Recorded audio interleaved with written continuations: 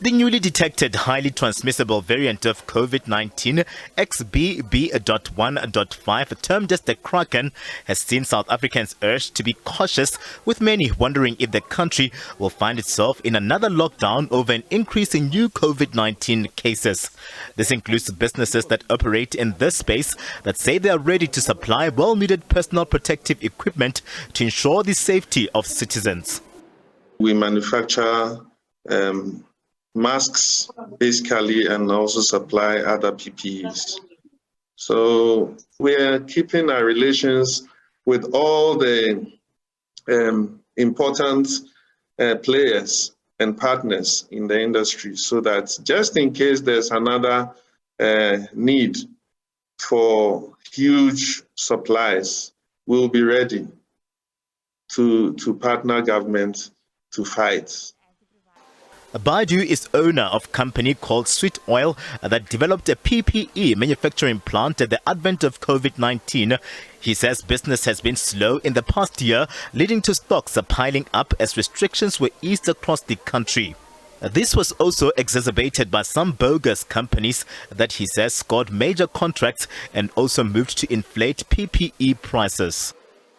We saw tenders going to people who don't have anything to do with the products.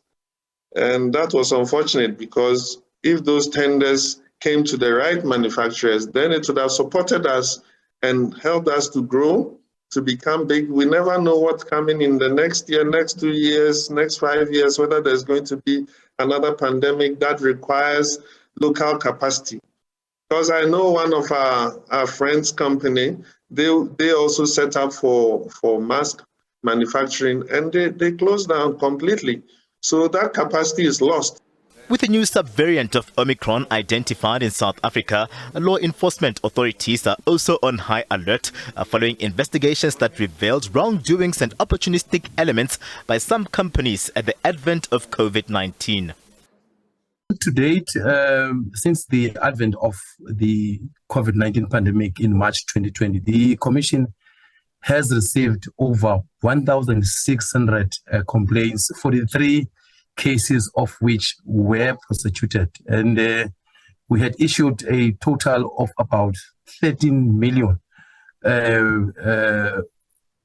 in administrative penalties. 6 million further was paid to the Solidarity Fund, in addition to cases of excessive pricing, where we had picked up that there was a conduct which was anti-competitive, but not only anti-competitive, was exploiting consumers at a most difficult time.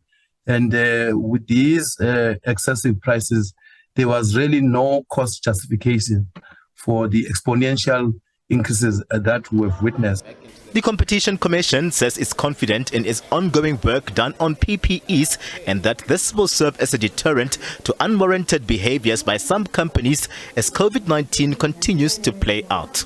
Overall, the Commission is satisfied with the work that it has done. Look, our view is that when the pandemic or any other disaster for that matter rocks up, the test really for us would be whether or not we will be responsive to such circumstances. And the first thing that the Commission has done was to redirect its resources, reorganize and reconfigure some of the teams to respond to the need for us to move with speed in investigating and prosecuting cases and making sure that those that were taking advantage of the vulnerable consumers were actually brought to book and they pay the price for that inhumane behavior.